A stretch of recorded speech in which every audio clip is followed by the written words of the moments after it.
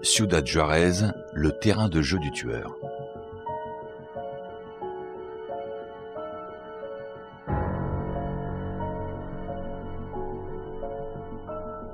Protestation. L'aube du nouveau millénaire n'atténua en rien les épreuves que traversait Ciudad Juárez. Le mardi 6 novembre 2001 et le mercredi 7, on retrouva les squelettes de 8 nouvelles femmes dans un terrain en friche. Celui-ci se trouvait non loin du quartier général de l'association des Maquiladoras, groupe qui représentait la plupart des usines d'exportation appartenant à des sociétés américaines. La police annonça la création d'une force spéciale dédiée à l'enquête, ainsi que la mise en place d'une récompense de 21 500 $ pour la capture du ou des tueurs. Cette débauche d'énergie ne rassura personne. On n'avait toujours pas identifié les dernières victimes, le 10 novembre, lorsque les autorités de Chihuahua annoncèrent l'arrestation de 2 chauffeurs de bus âgés de 28 ans, Javier Garcia Uribe et Gustavo González Meza, accusés d'avoir tué les 8 femmes retrouvées 3 jours plus tôt. Fernando Medina, représentant du bureau du procureur, déclara que les 2 hommes faisaient partie d'un gang, dont les membres purgeaient déjà leur peine pour au moins une vingtaine de viols suivis de meurtres, et qu'ils avaient été capables de nommer les victimes retrouvées les 6 et 7 novembre. D'après la police, c'était Maria Acosta, 19 ans, Claudia González, 20 ans, Esmeralda Herrera, 15 ans, Guadalupe Luna, 20 ans, Barbara Martinez, 20 ans, Véronica Martinez, sans lien avec Barbara, 20 ans, Laura Ramos, 17 ans, et Mayra Reyes, 17 ans. Mais les suspects déclarèrent que toutes leurs déclarations avaient été obtenues sous la torture. Leurs avocats reçurent des menaces de mort. Mario Escobedo Jr., l'un d'entre eux, fut tué par la police lors d'une course-poursuite, le 5 février 2002. Les officiers prétendirent l'avoir confondu avec un fugitif. Et en juin 2002, un juge déclarerait que le coup de feu fatal constituait une légitime défense. 11 semaines plus tard, le 22 avril, la police dut admettre que les tests ADN n'avaient confirmé aucune des identifications. Les tergiversations continuèrent, et le 5 novembre 2002, les procureurs déclarèrent que de nouveaux tests ADN avaient confirmé l'identité de Véronica Martinez, mais n'avaient rien donné pour les 7 autres. Le chauffeur de bus González devait mourir le 8 février 2003, soi-disant de complications après une intervention chirurgicale en prison. L'arrestation de Garcia et de González portait à 51, selon certaines sources, le nombre des placés en garde à vue. Elle n'eut aucun effet sur le rythme des meurtres. On retrouva une jeune femme, déshabillée et battue à mort à Ciudad Juárez, 10 jours après leur emprisonnement. 6 jours après le prétendu accident qui avait coûté la vie à Escobedo, l'avocat, la Commission interaméricaine des droits de l'homme dépêcha Marta Alto Laguirre pour qu'elle enquête sur des rumeurs selon lesquelles la police aurait harcelé et menacé les personnes susceptibles de manifester. La nouvelle visibilité que prenait l'affaire conduisit le président mexicain, Vicente Fox, à ordonner qu'une nouvelle enquête soit ouverte sous l'autorité d'experts fédéraux. Les procureurs locaux répondirent par le biais de la presse que 27 des 76 cas avaient été résolus et que les autres meurtres de femmes n'avaient été que des incidents isolés. À Ciudad Juárez, toute cette publicité faisait perdre patience à tout le monde. Le 9 mars 2002, le corps législatif du Texas rejoignit à El Paso une manifestation commune aux 2 pays. Jorge Campos Morillo, avocat général et député fédéral du Mexique, donna un coup de pied dans la fourmilière en déclarant que certains des massacres avaient été commis par des juniors, c'est-à-dire des fils de famille mexicaines dont la richesse et la réputation les avaient protégés du bras de la justice. Peu de temps après avoir fait ces déclarations, Campos devait se voir muté à un autre poste et refusa tout entretien par la suite.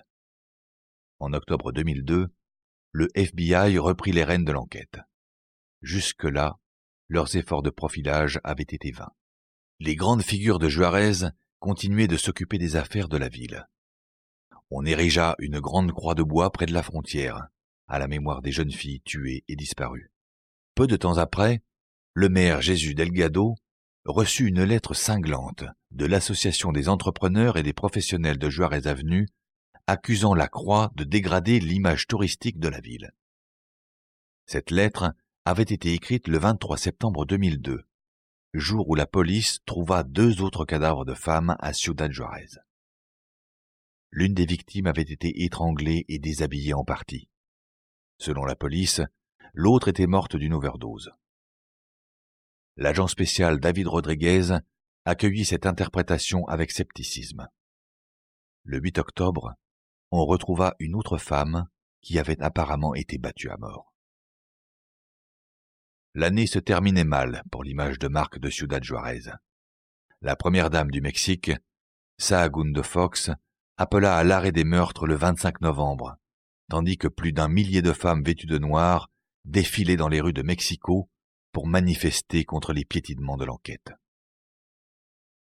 Pendant ce temps, les enquêteurs ne manquaient pas de suspects.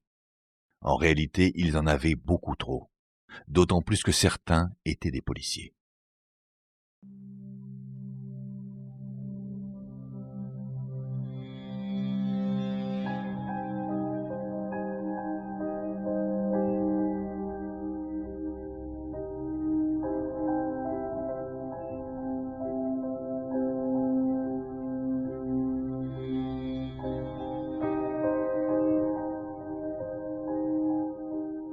Muerte. En janvier 2003, l'estimation du nombre des victimes allait d'1 centaine à 340. Plus personne n'essayait de distinguer les tués des disparus. Chacun avait son idée sur le nombre des suspects. La presse émit des hypothèses qui allongèrent la liste que voici. Ángel Reséndez Ramírez. Il doit être exécuté au Texas. Il est possible qu'il soit coupable de quelques-uns des crimes de Chihuahua. L'experte Candice Krapek et le profiler Robert Ressler ont tous deux prononcé son nom. Pedro Padilla Flores, ancien habitant de Ciudad Juárez, condamné en 1986 pour avoir violé et tué 2 femmes et une petite fille de 13 ans. Il avoua d'autres meurtres, mais ne fut pas condamné. Padilla s'est évadé en 1991 et court toujours. Armando Martinez, aussi connu sous le nom d'Alejandro Ménez, arrêté en 1992 pour le meurtre d'une femme à Chihuahua City. Il fut relâché par accident et disparut en même temps que son dossier de police. Anna Benavides, qui est accusée d'avoir tué et mutilé un couple de Ciudad Juárez et leur enfant en 1998, affirme que Martinez est coupable de ce triple homicide et qu'il l'a fait accuser à sa place. Carlos Cardenas Cruz et Jorge Garcia Paz, d'anciens agents fédéraux devenus fugitifs. Ils sont recherchés pour être interrogés sur la disparition en 1998 de Silvia Ars, 29 ans, et de Griselda Marez, 24 ans, laquelle est censée avoir été tuée par la police par erreur au cours d'une dispute concernant des fusils volés. Pedro Valles. Il participait à l'enquête sur les meurtres de Ciudad Juárez lorsqu'il assassina sa compagne à l'école de police en 1998. Il prit la fuite et ne fut jamais retrouvé. Dagoberto Ramorez, autre policier de Ciudad Juárez, renvoyé en 1999 après avoir été accusé du meurtre de son amante, relâché après avoir affirmé qu'elle s'était suicidée. Il ne fut pas réintégré dans la police.